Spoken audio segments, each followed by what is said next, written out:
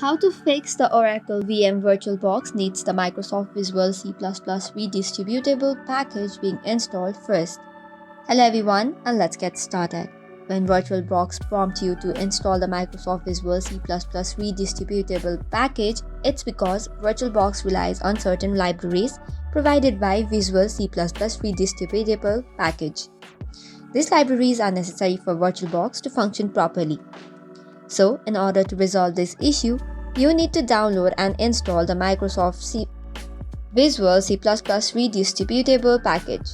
You can typically find this package on the Microsoft website or through the official channels. For this, you can go on Microsoft Visual C Redistributable installation, scroll down to the latest versions.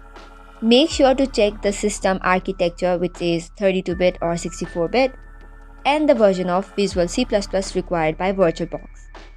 Once you confirm it, just tap on the .exe file. Once downloaded, make sure to extract all the file and launch it. And after the installation is complete, try to redirect to the Oracle VM VirtualBox again and you should be good to go. So that is all for today's video. For more such contents, do not forget to hit the like and subscribe button. Thank you and keep watching.